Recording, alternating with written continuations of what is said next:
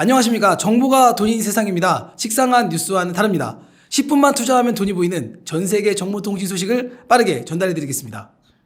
만약 누군가가 내 집 앞에서 서성이거나 심지어 침입을 시도하고 있는 것을 발견한다면 곧바로 방어하기 위한 액션을 취해 범죄를 예방할 것입니다.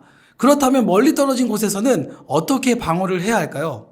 최근에 뛰어난 아웃도어 CCTV가 많이 상용화되어 있습니다. 집이 아닌 외부에서도 모바일을 통해 간편히 내 집 주변의 상황을 살펴볼 수 있는데요. 움직임을 탐지하는 조명이 탑재되어 있어 누군가 부재 중인 우리 집에 도착했다면 양방향 대화를 통해 대답을 전할 수 있습니다. 또한 필요시 이렇게 사이렌을 울려 범죄를 예방할 수도 있습니다. 스마트 조명, 알렉사, 링 알람과 호환되어 사용성을 극대화시켰다고 하네요. 당연히 모든 제품을 어플리케이션 하나로 제어가 가능합니다. 날이 갈수록 간편해지는 스마트 보안으로 소중한 자산을 지키시기 바랍니다. 지난 4월 말 산업통상자원부, 과학기술정보통신부, 국토교통부, 부산광역시가 주최하고 백스코 한국무인기 시스템협회에 주관하는 2021년 드론쇼 코리아가 부산 백스코에서 개최되었습니다. 국내외 드론 전문가가 총집합해 자율주행, 가상현실에서부터 농업과 통신까지 드론을 통해 현 시점의 4차 산업과 미래기술을 알아볼 수 있었는데요. 드론 산업을 연결하다라는 주제를 통해 다양한 드론 모델을 만날 수 있었다고 합니다. 국내의 한 기업도 이 행사를 참가해 이벤트를 선보였다고 합니다. 참관객 중 드론을 선물로 받은 분이 있었을까요?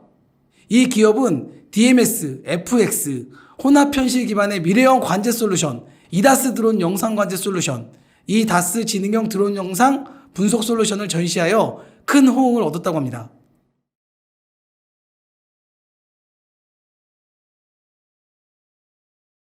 이미 여러 기업과 기관에서 문서 관리 시스템, 파일 서버, 문서 중앙화, 클라우드 스토리지 등의 문서 관리 솔루션을 사용하고 있지만 데이터 보안, 관리 등의 문제는 여전히 끊이지 않고 있습니다.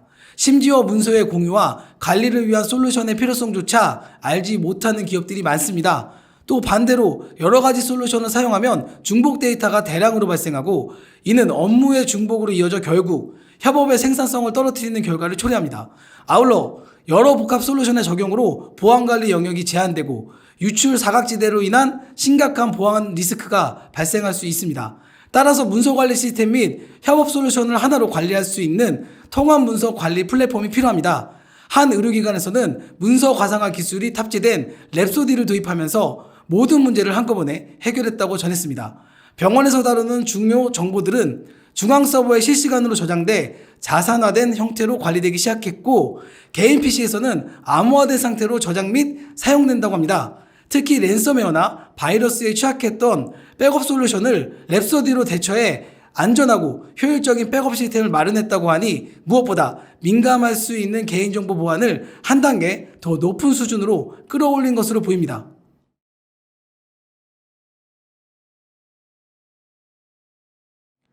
민식이법 시행으로 어린이 보호구역에 과속, 단속 카메라 설치가 의무화되었습니다.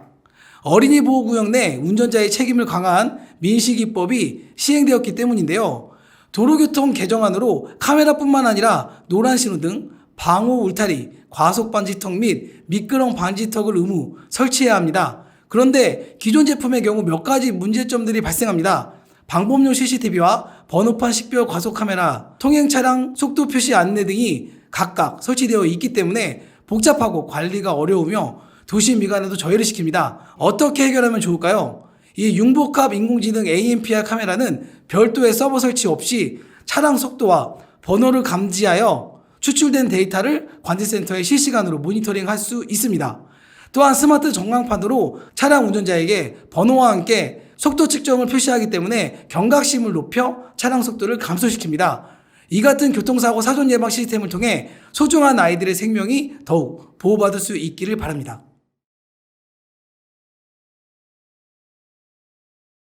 LG전자는 4월 5일 이사회를 열어서 7월 13일자로 MC사업부 생산과 판매를 종료한다고 공시했습니다. LG전자 MC사업본부는 2015년 2분기부터 지난 4분기까지 23분기 연속 영업적자를 냈으며 누적 영업적자는 5조 원에 달합니다. 금융감독원이 제출한 LG전자는 감시보고서에 따라서 지난해 말 기준 MC사업본부 자산은 3조 5,020억, 부채는 7조 6,082억 원입니다. LG전자는 삼성전자와 애플이 선점한 스마트폰 시장에서 뒤늦게 옵티머스를 출시해 출판했으며 반전을 노렸으나 부품 조달이 원활하게 이루어지지 못해 시장 수요에 따라가지 못했습니다. 제품 성능과 최적화 부족 등의 문제로 발생하여 소비자의 호응도 끌어내지 못한 것인데요. G4와 V10의 부진을 겪은 데에 이어 2016년 G5 품질 문제가 불거지면서 LG전자 모바일 사업부는 회사 전체의 실적을 깎아먹는 부실 사업부로 전락하게 된 것입니다. 한때 국내 상강을 형성했던 펜텍 역시 2015년 매각되면서 현재 스마트폰 시장에서 국내 업체는 삼성전자만 남게 되었습니다. 그러나 전문가들은 삼성전자 역시 시험대에 놓여 있다고 말합니다. 4월 30일 글로벌 시장업체 카운터포인트에 따르면 삼성전자는 지난해 4분기 애플에 내줬던 세계 스마트폰 시장 점유율 1위 자리를 1분기 만에 되찾았습니다. 올 1분기 삼성전자는 글로벌 스마트폰 출하량 21.7%를 차지했으며 2위는 16.8%를 차지한 애플, 이어 샤오미 13.7%, 오포 10.7%, 비보 10% 순입니다. 하지만 매출액 기준으로 애플의 절반 수준에도 못 미치는 것으로 나타났습니다.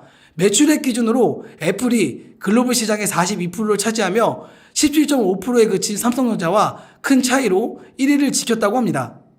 삼성전자가 애플과 중국 스마트폰 업체에 바짝 추격당하고 있는 가운데 점유율 1위를 지키려는 삼성전자와 이를 뒤따르는 업체들의 경쟁은 앞으로 더욱 치열하게 전개될 것으로 보입니다.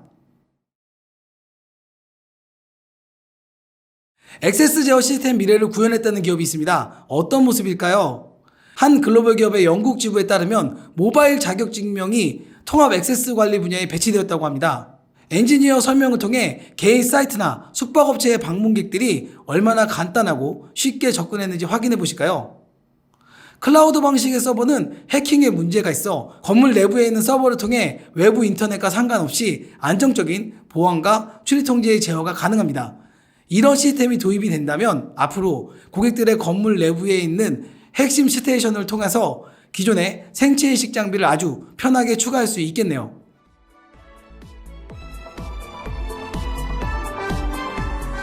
싱남을 구독하는 사람들이 잘생기고 예쁘다는 연구 결과가 있습니다. 구독과 좋아요 부탁드립니다. 감사합니다.